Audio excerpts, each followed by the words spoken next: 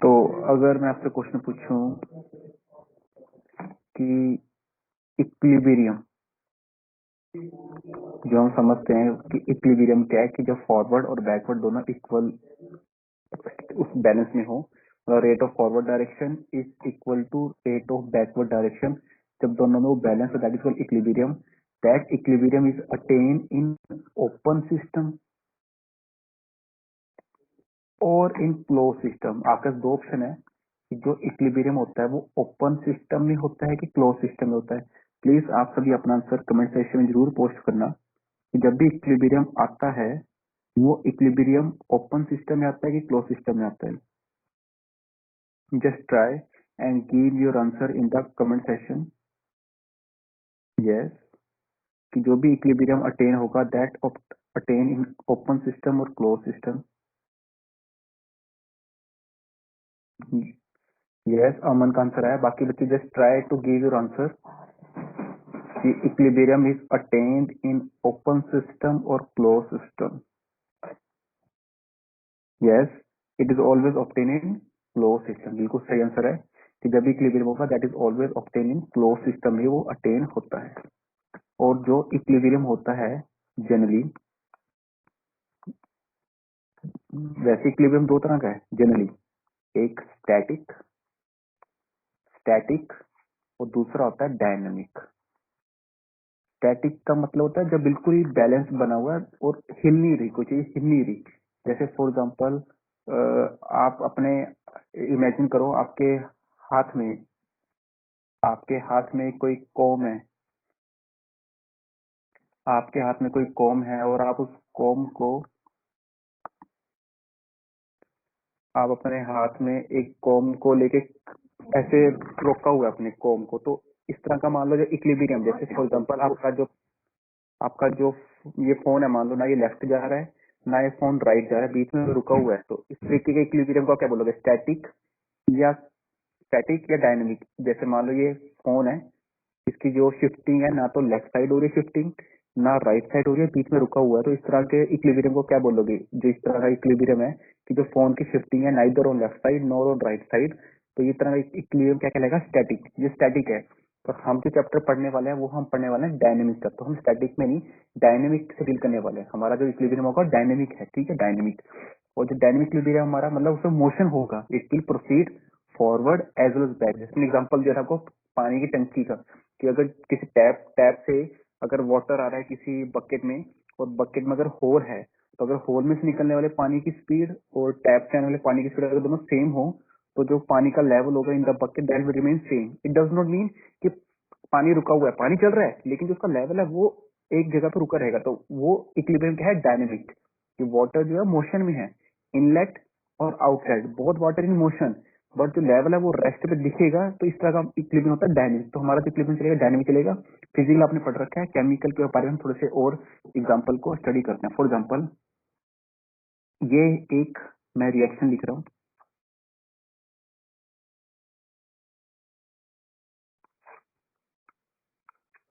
Equilibrium आ गया, तो यहाँ पे जो कोफिशिएंट लगेगा दैट इज 2।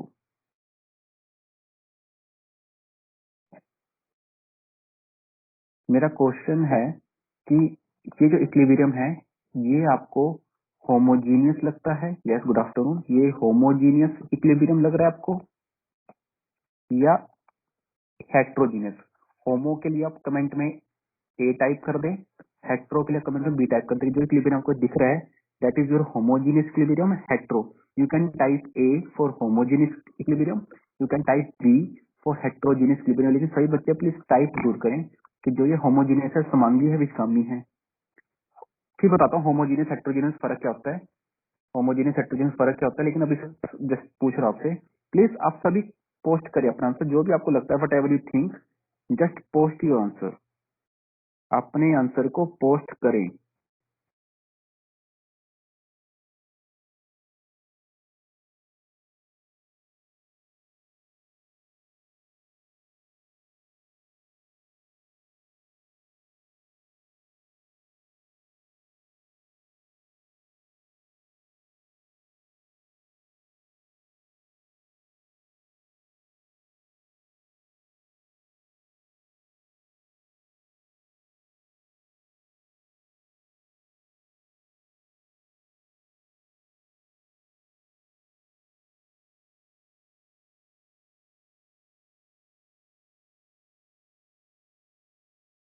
इसका right answer that is homogeneous. दिख ही रहा है कि all the reactant and all the product are in same phase. जब रिएक्टेंट और प्रोडक्ट सभी सेम फेज में, that is called homogeneous equilibrium.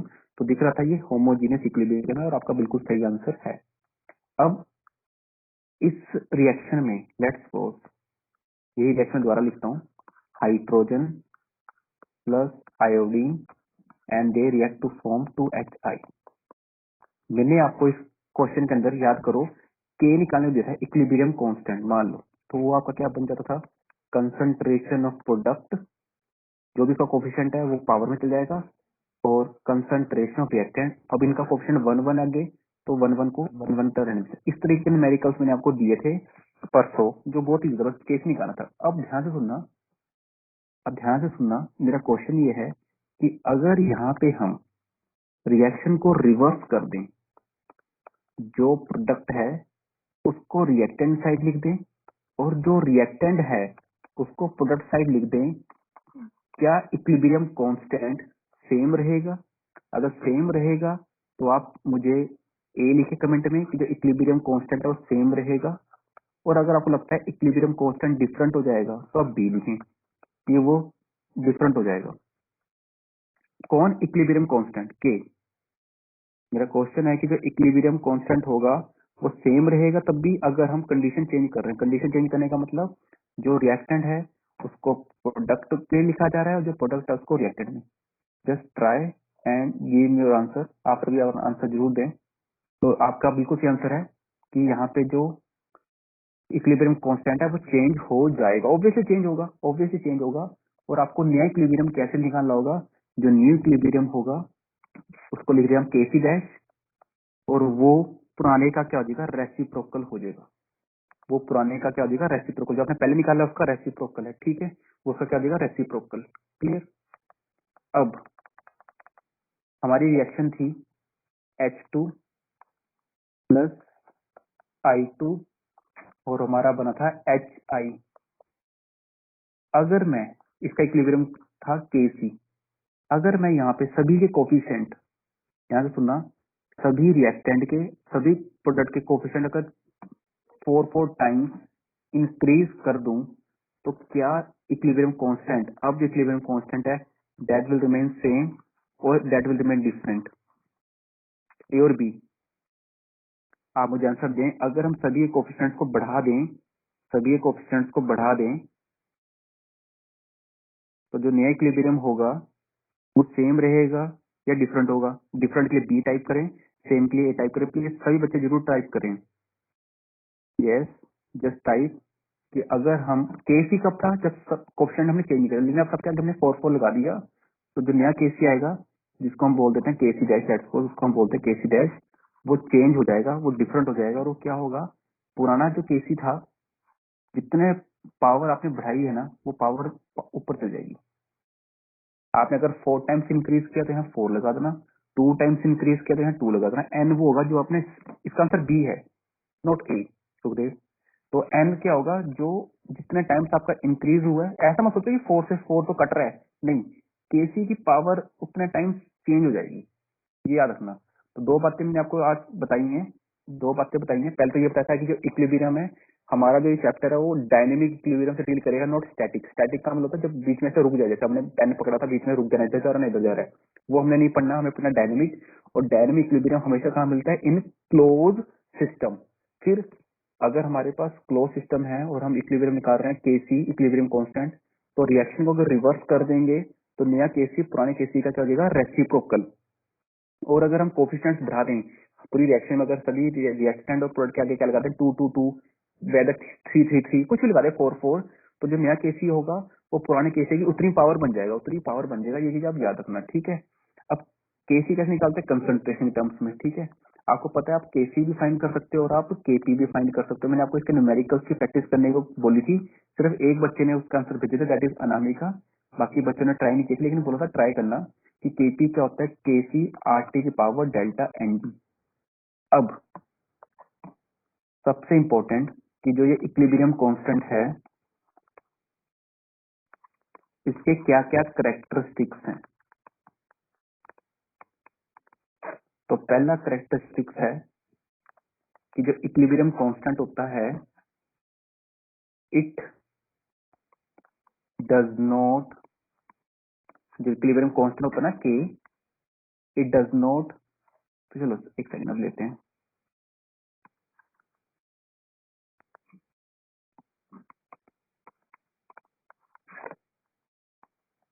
Initial concentration of reactant. अब ध्यान से सुना, मेरा क्वेश्चन ये है कि जो इक्विलिब्रियम कांस्टेंट होता है, जो हमारा क्या होता है इक्विलिब्रियम कांस्टेंट, उस इक्विलिब्रियम कांस्टेंट की जो वैल्यू है, क्या वो रिएक्टेंट की इनिशियल कंसंट्रेशन पे डिपेंड करती होगी?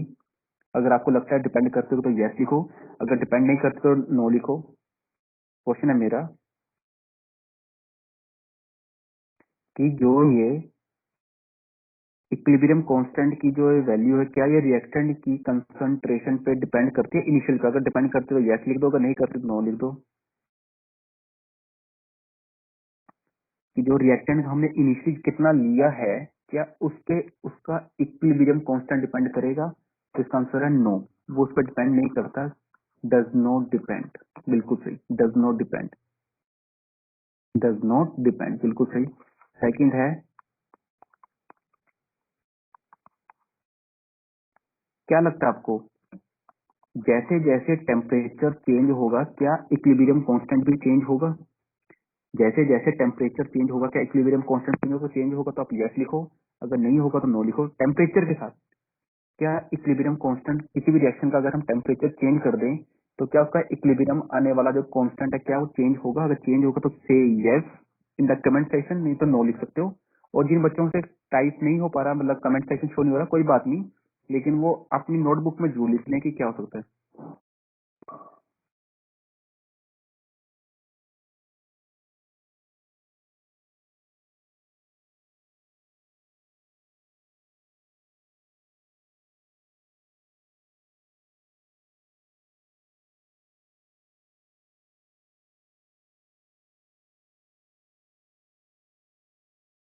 तो इसका आंसर जो होगा इट चेंजेस, ये टेम्परेचर के साथ चेंज होता है, तो आप इसको लिखोगे यस ये चेंज होता है।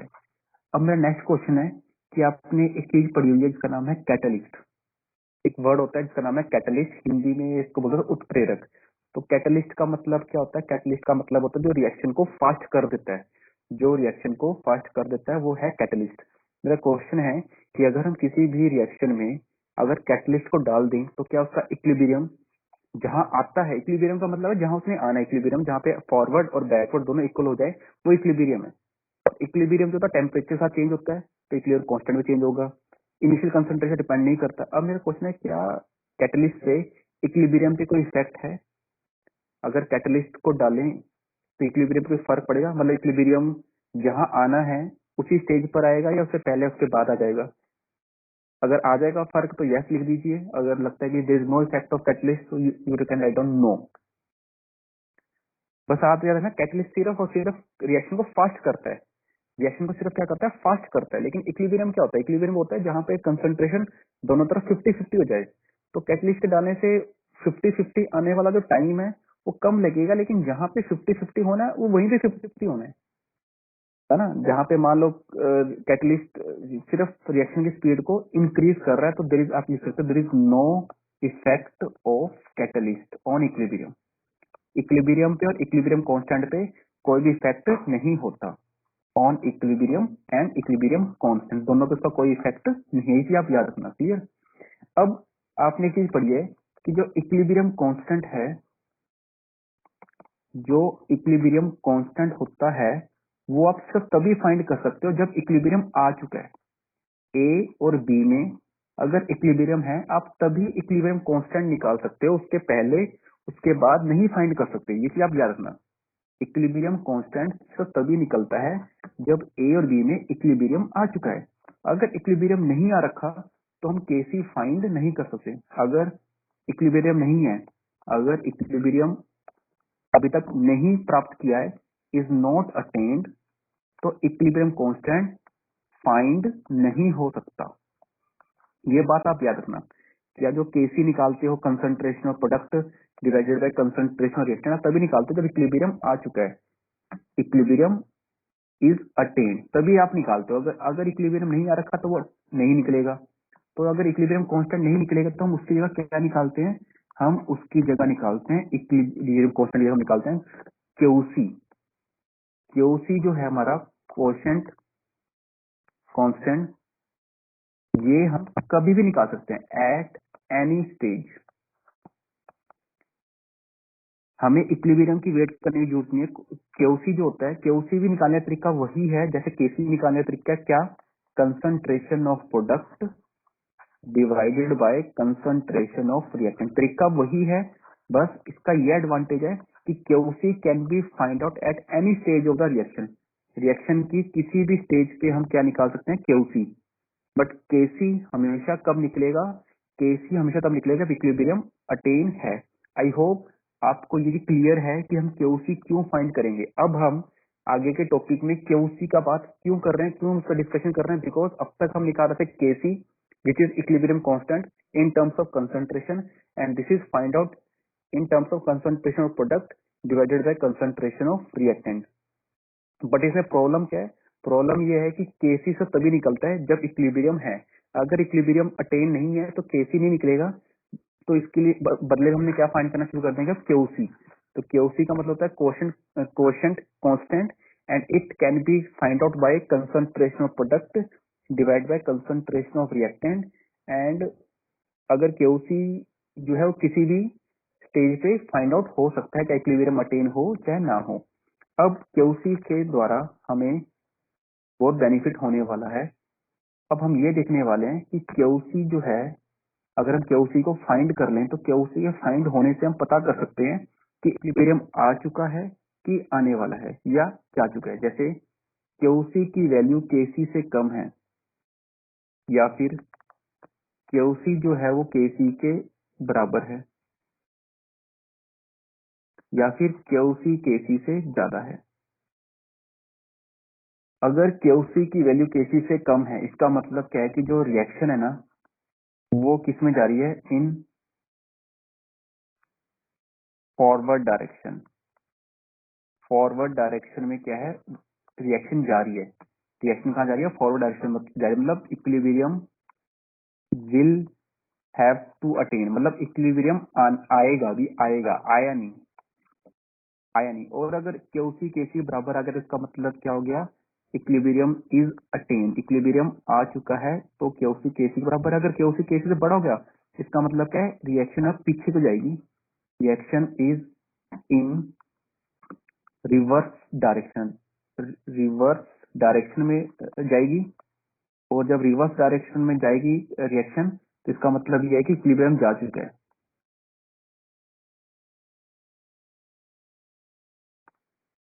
ये आप याद रखना। स्टार्टिंग में क्यूसी जो होता है वो केसी से छोटा होता है, मतलब रिएक्शन को आगे जाना है, आगे जाना है। फिर जब दोनों बराबर हो जाते हैं इसका मतलब क्या है कि इक्विलिब्रियम अटेन हो चुका है, इक्विलिब्रियम इज अटेन। और जब उसकी वैल्यू से ग्रेटर हो जाएगी it means equilibrium had attain. अब वो कहाँ जाएगा, रिवर्स डायरेक्शन जाएगा। अब जो क्यूसी है वो रिवर्स डायरेक्शन जाएगा, मतलब उसे पीछे आना है। तो ये बेनिफिट है क्यूसी को फाइंड करने का कि क्यूसी को हम किसी भी स्टेज पे फाइंड कर सकते हैं, at any stage it can be find out. और किसी स्टेज पे फाइंड करने के बाद हम ये पता कर सकते हैं कि इक्विलिब्रियम है कि जा चुका है। ये इसका एक बेनिफिट है जो आपको याद रखना है, ठीक है। क्यूसी के केसी के बाद अब आपको याद क्या रखना है, नेक्स्ट नेक्स्ट याद रखना है Le, very very important topic, Le Chatelier principle. ये बहुत इंपॉर्टेंट टॉपिक है आज का बहुत इंपॉर्टेंट टॉपिक है। इसको आपने प्लीज जरूर याद करना है, वेरी वेरी इंपॉर्टेंट टॉपिक। ये ली चैटलियर प्रिंसिपल बेसिकली करता क्या है, ये ली चैटलियर प्रिंसिपल आपको ये बताता है कि अगर हम कोई भी फैक्टर चेंज करते हैं, चेंज इन फैक्टर, कौन कौन से फैक्टर चेंज कर सकते हैं, कंसंट्रेशन, टेम्परेचर, प्रेशर, वॉल्यूम। तो उसका इफेक्ट कहाँ पड़ता है, इक्विलिब्रियम पे। उसका इफेक्ट पड़ता है इक्विलिब्रियम पे। उसका जो इफेक्ट पड़ता है उसको हम इसमें स्टडी करते हैं। यहाँ पे स्टडी हमने ये करना है कि अगर हमने टेम्परेचर चेंज कर दिया तो उस टेम्परेचर के चेंज करने से, उस कंसंट्रेशन चेंज करने से इक्विलिब्रियम कहाँ को जा सकता है, आगे हो जाएगा कि पीछे हो जाएगा, वो इसमें स्टडी किया जाता है। ठीक है, जो आपको याद रखना है।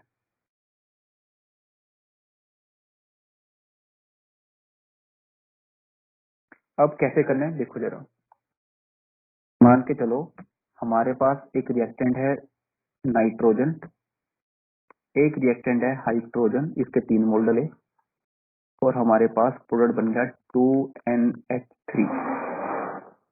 ये हमारे पास प्रोडक्ट बन गया 2NH3। अब ये क्या कहता है, ये कहता है कि अगर हम चेंज करें, मतलब हम क्या करने वाले हैं, इस पहला फैक्टर लेने वाले ली चैटली प्रिंसिपल में, इफेक्ट ऑफ कंसंट्रेशन। अब देखो हमें एक चीज क्लियर है कि इक्विलिब्रियम का मतलब क्या होता है। इक्विलिब्रियम का मतलब होता है कि जो फॉरवर्ड और बैकवर्ड दोनों आपस में बैलेंस हो, वो है हमारा इक्विलिब्रियम। अब ली चैटलर कहता है कि अगर हम इस इक्विलिब्रियम में कंसंट्रेशन चेंज कर दें, चाहे रिएक्टेंट की या फिर प्रोडक्ट की, तो वो इक्विलिब्रियम कहाँ जाएगा? क्या वो वहीं रहेगा जहां पर था, या प्रोडक्ट ज्यादा बनने लग जाएगा तो उसको बोलते हैं फॉरवर्ड डायरेक्शन, अगर रिएक्टेंट ज्यादा बनने लग जाए तो उसको बोलते हैं रिवर्स डायरेक्शन। तो वो ली चैटलर प्रिंसिपल डिसाइड करता है। अगर हमारे पास जितना रिएक्टेंट है, जितना प्रोडक्ट है, दोनों ही कंसंट्रेशन चेंज ना करे, फिर तो इक्विलिब्रियम पे कोई इफेक्ट नहीं पड़ने वाला। बट ली चैटलर प्रिंसिपल हमें यही सिखाएगा कि जैसे जैसे कंसंट्रेशन चेंज की जाती है रिएक्टेंट की या फिर प्रोडक्ट की, चेंज कैसे की जाती है? बाहर से ऐड करके। अगर बाहर से रिएक्टेंट ऐड कर दिया जाए या बाहर से प्रोडक्ट ऐड कर दिया जाए तो इक्विलिब्रियम कहाँ को जाएगा? फॉरवर्ड में जाएगा या बैकवर्ड में? अगर इक्विलिब्रियम फॉरवर्ड में शिफ्ट होता है तो उसका मतलब होता है प्रोडक्ट ज्यादा बनना शुरू हो गया, और अगर इक्विलिब्रियम बैकवर्ड में शिफ्ट हो जाता है तो इसका मतलब होता है रिएक्टेंट ज्यादा बनना शुरू हो गया। और इक्विलिब्रियम जब होता है, जब तक होता है तब तक दोनों बराबर बनते हैं, तब तक दोनों बराबर बनते हैं, लेकिन जब वो शिफ्ट होना शुरू हो जाता है तब एक चीज ज्यादा बननी शुरू हो जाती है। ये चीज आप याद रखना। एक चीज ज्यादा बननी शुरू कब हो जाती है? जब हम कुछ चेंज करते हैं। तो हम यहाँ पे चेंज क्या करने वाले हैं? कंसंट्रेशन। आप खुद सोचो, अगर रिएक्टेंट की कंसंट्रेशन चेंज की जाए, रिएक्टेंट को और ऐड किया जाए, तो ज्यादा क्या बनेगा? अगर रिएक्टेंट को ऐड किया जाए तो ज्यादा क्या बनेगा? रिएक्टेंट ज्यादा बनने लग जाएगा कि प्रोडक्ट? रिएक्शन के अंदर, अगर किसी रिएक्शन के अंदर रिएक्टेंट को ऐड किया जाए तो व्हाट विल बी फॉर्म्ड मोर? ज्यादा क्या बनेगा? अगर आप रिएक्टेंट को ज्यादा ऐड करो किसी भी रिएक्शन के अंदर, तो वो ज्यादा क्या बना कर देगा आपको? वो ज्यादा क्या फॉर्मेशन करेगा? किसकी फॉर्मेशन ज्यादा होने लग जाएगी अगर रिएक्टेंट को ऐड किया जाए? आप सिंपल सोचो, किसी भी रिएक्शन में, किसी भी रिएक्शन सोचो, अगर रिएक्टेंट को हमने ऐड ज्यादा किया तो प्रोडक्ट ज्यादा बनेगा। प्रोडक्ट ज्यादा बनने का मतलब क्या है? कि इक्विलिब्रियम कहाँ शिफ्ट हो रहा है? बैकवर्ड या फॉरवर्ड? अगर रिएक्टेंट को ऐड करने से प्रोडक्ट ज्यादा बन रहा है, यस प्रभजोत किरण दी, अगर रिएक्टेंट को ऐड करने से प्रोडक्ट ज्यादा बन रहा है तो इक्विलिब्रियम कहाँ शिफ्ट हो रहा है? रिएक्टेंट की साइड या प्रोडक्ट की साइड? बिल्कुल सही, प्रोडक्ट की साइड, मतलब फॉरवर्ड डायरेक्शन, बिल्कुल सही। तो जब रिएक्टेंट के डालने से प्रोडक्ट ज्यादा बनता है, इसका मतलब इक्विलिब्रियम फिर shift towards product side, forward side. अब हम इसका उल्टा लिखते हैं, अब हम इसका एक उल्टा लिखते हैं। पहले क्या बोला मैंने? मैंने आपकी लाइन को लिखा, if concentration of reactant is increase, reactant की कंसंट्रेशन को बढ़ाया, then equilibrium is shifted. Equilibrium कहाँ शिफ्ट हुआ? Shifted towards forward direction. Yes yes, तो equilibrium shift towards forward direction. अब इसका उल्टा भी लिख सकते हैं। उल्टा क्या करने वाले हैं हम? उल्टा ये करने वाले हैं, अगर रिएक्टेंट की कंसंट्रेशन की बजाय हमने अगर प्रोडक्ट कंसंट्रेशन इंक्रीज कर दी, अगर हमने प्रोडक्ट की कंसंट्रेशन इंक्रीज कर दी तो रिएक्टेंट बनना शुरू हो जाएगा। तो रिएक्टेंट बनने का मतलब क्या है? कि इक्विलिब्रियम इस शिफ्ट कहाँ हो जाएगा? अब की बार अगर प्रोडक्ट को बढ़ा दिया तो इक्विलिब्रियम कहाँ शिफ्ट हो जाएगा? इक्विलिब्रियम शिफ्ट टुवर्ड्स रिएक्टेंट की साइड, और रिएक्टेंट साइड को क्या बोलते हैं? Backward direction. अगर पहले फॉरवर्ड थी तो अब कौन सी हो जाएगी? Backward direction. ये चीज आपको याद रखनी है। आई होप कंसंट्रेशन का फैक्टर आपको बहुत अच्छे से क्लियर हो चुका है कि बस अगर आपने रिएक्टेंट बढ़ाया तो प्रोडक्ट ज्यादा बनेगा, और अगर प्रोडक्ट ज्यादा बनाया तो रिएक्टेंट ज्यादा बढ़ेगा। तो यही तो ली चैप्टर प्रिंसिपल कहता है कि अगर आप कोई एक फैक्टर चेंज करोगे तो इक्विलिब्रियम अपने आप को चेंज करेगा, या तो आगे की तरफ चेंज करेगा या पीछे की तरफ चेंज करेगा। क्यों करेगा अपने आप को चेंज? ताकि जो बाहर से हमने फैक्टर चेंज किया है कंसंट्रेशन का या टेम्परेचर का, उसको बराबर करने के लिए। जैसे बाहर से हमने फैक्टर कौन सा बदल दिया है? कंसंट्रेशन का। बाहर से हमने फैक्टर बदल दिया कंसंट्रेशन का, तो उसको बराबर करने के लिए इक्विलिब्रियम खुद को शिफ्ट करेगा ताकि उस इफेक्ट को बराबर किया जा सके। आई होप ये चीज आप सबको क्लियर होगी। अब नेक्स्ट कहते हैं, नेक्स्ट है इफेक्ट ऑफ टेम्परेचर। नेक्स्ट है इफेक्ट ऑफ टेम्परेचर। अब बाहर से अगर टेम्परेचर को चेंज करेंगे तो इक्विलिब्रियम फिर खुद को कुछ ना कुछ चेंज करेगा ताकि उस टेम्परेचर के इफेक्ट को बैलेंस कर सके। बाहर से अगर टेम्परेचर को चेंज करेंगे तो अब भी इक्विलिब्रियम खुद को कहीं ना कहीं शिफ्ट करेगा ताकि उस बैलेंस को न्यूट्रल किया जा सके। अब दो तरह की रिएक्शन होती है। हमने एक रिएक्शन पढ़ी है एक्सोथर्मिक। एक्सोथर्मिक का मतलब जहाँ पे हीट निकलती है, और एक ऐसी रिएक्शन जिसको बोलते हैं एंडोथर्मिक, जहाँ पे हीट देनी पड़ती है। जहाँ पे हीट देनी पड़ती है उसको बोलते हैं एंडोथर्मिक। तो मेरा क्वेश्चन ये है कि अगर रिएक्शन एक्सोथर्मिक होगी तो वहां पे टेम्परेचर को इंक्रीज करने का बेनिफिट है।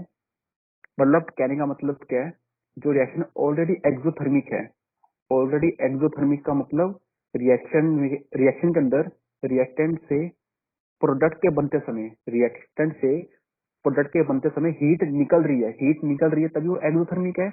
और उस एक्सोथर्मिक में अगर टेम्परेचर इंक्रीज कर दें तो क्या वो उस प्रोडक्ट को बनने में फेवर करेगा या अपोज करेगा?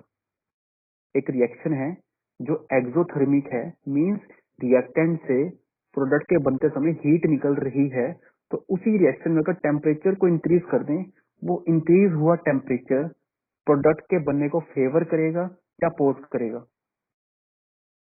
दो ही ऑप्शन है आपके पास, आप एक आंसर जरूर लिख दें। फेवर मतलब प्रोडक्ट जल्दी बनेगा, या अपोज करेगा मींस प्रोडक्ट को रोकेगा बनने से। तो सिंपल सी बात है, आप सब सही आंसर दे रहे हो कि जहाँ पे ऑलरेडी टेम्परेचर बहुत हाई है। बिल्कुल सही आंसर आ रहा है सुखदेव का, प्रभजोत का, अमन का, अनामिका का, कि जहाँ पे ऑलरेडी टेम्परेचर बहुत, एक्सोथर्मिक का मतलब क्या होता है कि ऑलरेडी हीट निकल रही है, ऑलरेडी टेम्परेचर बहुत हाई है। तो जो चीज ऑलरेडी हाई है वही अगर उसको और मिल जाए तो उसको बेनिफिट नहीं है, अपोज है। तो कहने का मतलब क्या है कि एक्सोथर्मिक रिएक्शन के अंदर टेम्परेचर को इंक्रीज करने से प्रोडक्ट को बेनिफिट नहीं मिलता, लॉस होता है। अब आप इसका उल्टा केस लो। उल्टा केस क्या लोगे कि अगर रिएक्शन एंडोथर्मिक हो, means what, heat is required to convert reactant into product. Heat is required, heat चाहिए उस रिएक्टेंट को प्रोडक्ट में बनाने के लिए, क्योंकि एंडोथर्मिक है।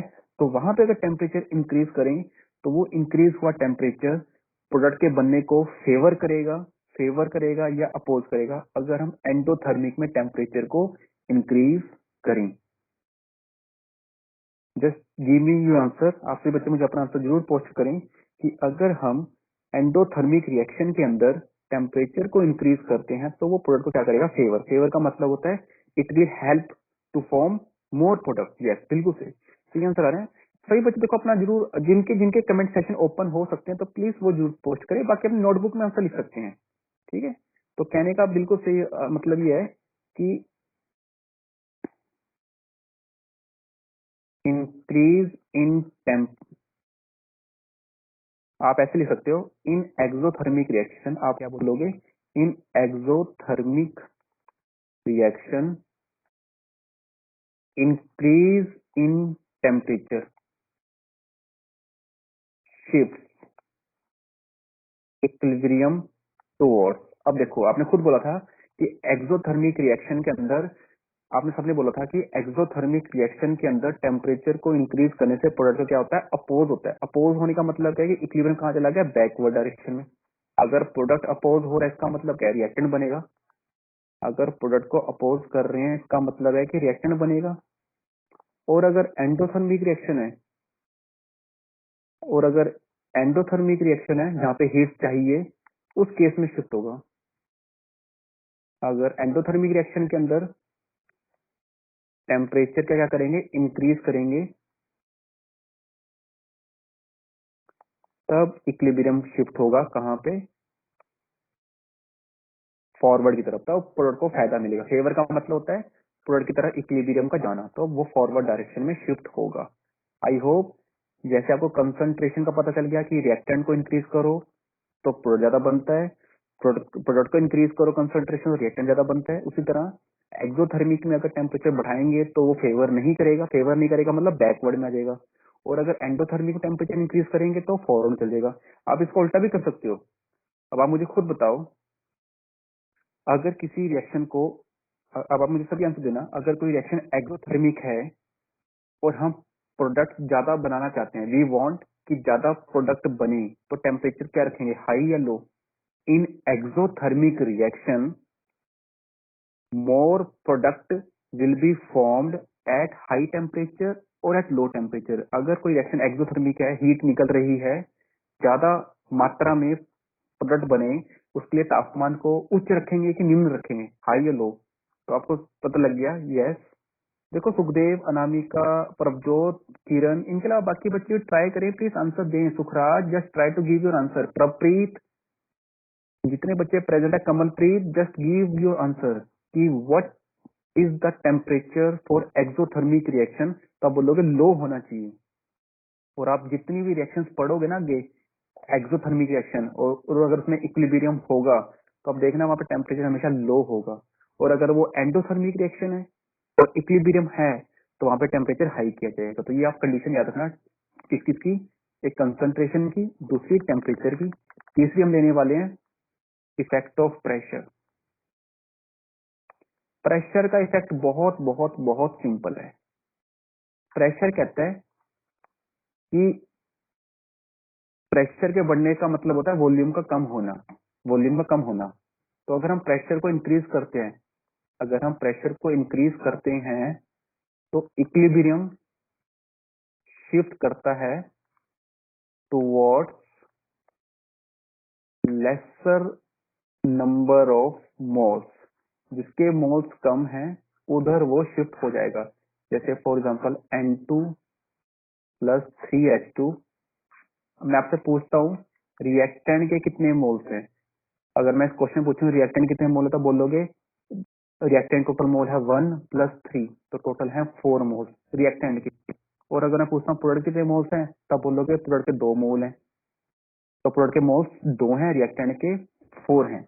और हमें क्या बोला है, हमने ये बोला है कि अगर प्रेशर को इंक्रीज करते हैं तो इक्विलिब्रियम वहां शिफ्ट होता है जहाँ पे मोल्स ज्यादा होते हैं। तो आप खुद सोचो, इस क्वेश्चन के अंदर, इस न्यूमेरिकल के अंदर अगर हम प्रेशर में इंक्रीज करें, इस क्वेश्चन में अगर प्रेशर में इंक्रीज करें तो इक्विलिब्रियम कहाँ जाएगा, फॉरवर्ड में या बैकवर्ड में? इस क्वेश्चन के रिस्पेक्ट में जो ये हमारे इक्वेशन लिखी है, अगर इस इक्वेशन के को अगर हम देखें, केमिकल इक्वेशन को देखें, तो यहाँ पे अगर प्रेशर इंक्रीज करे तो इक्विलिब्रियम कहाँ जाएगा, फॉरवर्ड में या बैकवर्ड में? क्योंकि प्रेशर इंक्रीज होने से इक्विलिब्रियम वहां शिफ्ट होता है जहाँ पे मोल्स कम है, जहाँ पे मोल्स कम है। ध्यान से आंसर दो, किरणदीप, अमनदीप, आंसर ध्यान से दो। मैं क्वेश्चन रिपीट कर रहा हूँ। पहले आप ये समझो कि प्रेशर का इफेक्ट क्या है। प्रेशर का इफेक्ट ये है कि अगर प्रेशर को इंक्रीज करा जाता है तो इक्विलिब्रियम वहां शिफ्ट होगा जहाँ पे मोल्स कम है। और हम यहाँ पे प्रेशर इंक्रीज कर ही रहे हैं, तो हमें दिख रहा है अगर हम प्रेशर इंक्रीज कर रहे हैं तो इक्विलिब्रियम वहीं जाएगा जहाँ पे मोल्स कम है। और मोल्स कम कहाँ है, रिएक्टेंट में 4 मोल्स हैं, प्रोडक्ट में 2 मोल्स हैं, तो डेफिनेटली इक्विलिब्रियम फॉरवर्ड में ही जाएगा। आपका आंसर होना चाहिए फॉरवर्ड।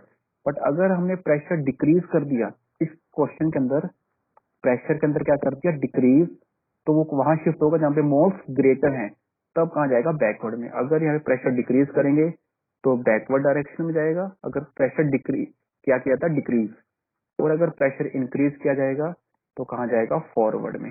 ये आपको याद रखना है कि प्रेशर के बढ़ने से इक्विलिब्रियम हमेशा वहां जाता है जहाँ पे उसके मोल्स कम है, और प्रेशर को डिक्रीज करने से वहां जाता है जहाँ पे उसके मोल्स ज्यादा हैं। डिक्रीज करने पे अगर दोनों तरफ मोल्स सेम हो, मान के चलो एक रिएक्शन है H2 plus I2 give rise to 2HI। अब अगर मैं पूछता हूँ what is the effect of pressure in this equation, अगर आप इस इक्वेशन में देखो तो प्रेशर का क्या इफेक्ट होगा, तो आप क्या बोलोगे? अब जितना रिएक्टेंट में मोल्स हैं, रिएक्टेंट में कितने मोल्स हैं, तो आप बोलोगे जी रिएक्टेंट में मोल्स हैं एक इसका, एक इसका, तो टोटल 2 हैं। और प्रोडक्ट में कितने, 2 हैं, तो जब दोनों तरफ मोल्स सेम होते हैं तो वहां पे नो इफेक्ट होता है, तो वहां पे ओवरऑल क्या होगा, नो इफेक्ट। तो आप बोलोगे नो इफेक्ट अगर दोनों तरफ मोल्स सेम हो। बट अगर एक तरफ मोल्स कम है तो प्रेशर को इंक्रीज करने से इक्विलिब्रियम वहीं चल जाएगा जहाँ पे मोल्स कम है। अगर प्रोडक्ट में मोल्स कम है तो इक्विलिब्रियम प्रोडक्ट का चला जाएगा हाई प्रेशर पे, और अगर प्रेशर लो कर दिया तो इक्विलिब्रियम वहां शिफ्ट हो जाएगा जहाँ पे मोल्स ज्यादा हैं। बस ये आपको याद रखना है कि प्रेशर का बढ़ना इक्विलिब्रियम को हमेशा लेसर नंबर ऑफ मोल्स की तरफ शिफ्ट करता है। ठीक है, ये चीज आपने भूलना नहीं है। अब एक क्वेश्चन लिखता हूँ। हमारा रिएक्टेंट है N2O5 सॉरी N2O4 और प्रोडक्ट है 2NO2। क्वेश्चन है व्हाट, क्वेश्चन है आपका what should be pressure to get more to to shift equilibrium in backward direction. Backward direction में इक्विलिब्रियम चला जाए इसलिए आप प्रेशर क्या करोगे, हाई या लो। इस क्वेश्चन के अंदर आप प्रेशर हाई करोगे या लो करोगे कि इक्विलिब्रियम बैकवर्ड चला जाए। मेरा क्वेश्चन है कि प्रेशर को हाई रखा जाएगा कि लो रखा जाएगा कि इक्विलिब्रियम बैकवर्ड आ जाए, पीछे की तरफ आ जाए। कोई ऑप्शन आते हैं सामने। प्लीज सभी बच्चे अपना आंसर जरूर देना कि यहाँ पे आप प्रेशर हाई करोगे कि लो करोगे कि आपका इक्विलिब्रियम बैकवर्ड में आ जाएगा। ना आपने इक्विलिब्रियम कहाँ ले जाना, बैकवर्ड में। बैकवर्ड वो है जहाँ पे मोल्स कम है, कम है।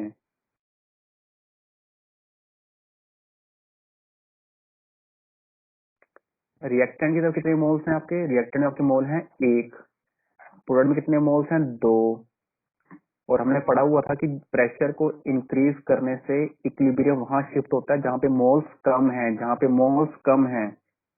अरे ध्यान से सुनो ना, ध्यान से। मैं क्या कह रहा हूँ, मैं क्या कह रहा हूँ, मैं कह रहा हूँ प्रेशर को इंक्रीज करने से इक्विलिब्रियम वहां जाता है जहाँ पे मोल्स कम है। और इस क्वेश्चन में मोल्स कम कहाँ है, रिएक्टेंट में मोल्स कम है कि प्रोडक्ट में मोल्स कम है। रिएक्टेंट के अंदर मोल्स कम है।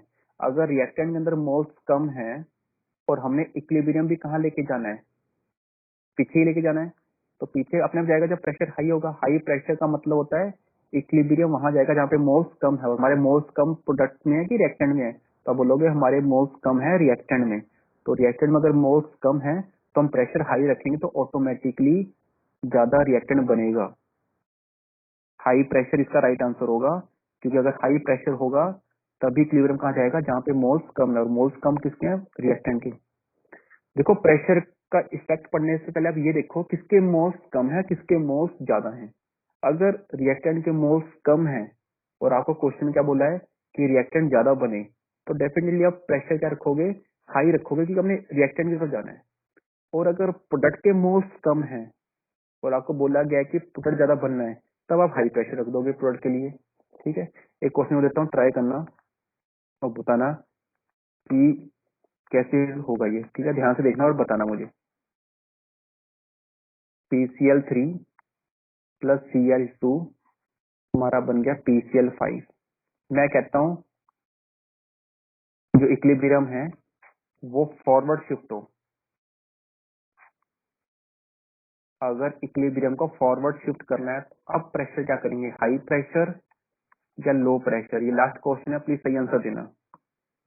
अब अगर हमें इक्विलिब्रियम में फॉरवर्ड में शिफ्ट करना है, प्रोडक्ट ज्यादा बनाना है, तो अब प्रेशर हाई करेंगे कि लो करेंगे। सोच के आंसर दें प्लीज, सभी बच्चे आंसर दें अपना।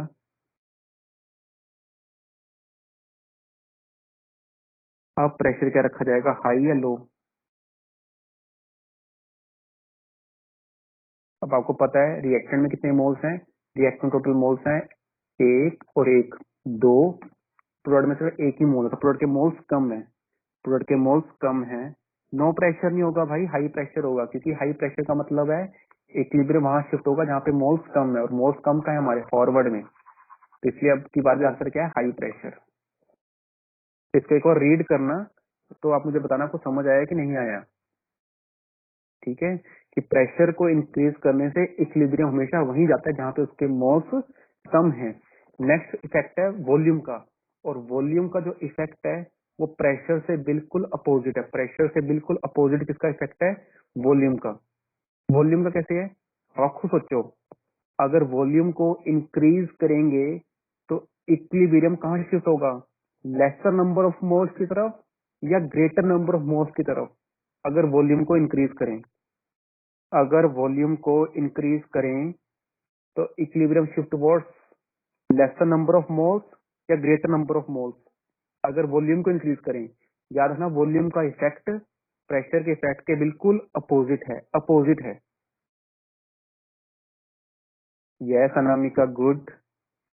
बाकी वो ट्राई करें तो आपने ये याद रखना है कि प्रेशर को इंक्रीज करेंगे तो इक्विलिब्रियम वहां शिफ्ट होगा जहाँ पे मोल्स कम है, बट अगर वॉल्यूम को इंक्रीज करेंगे, अगर वॉल्यूम को इंक्रीज करेंगे तो इक्विलिब्रियम वहां शिफ्ट होगा जहाँ पे मोल्स ज्यादा है।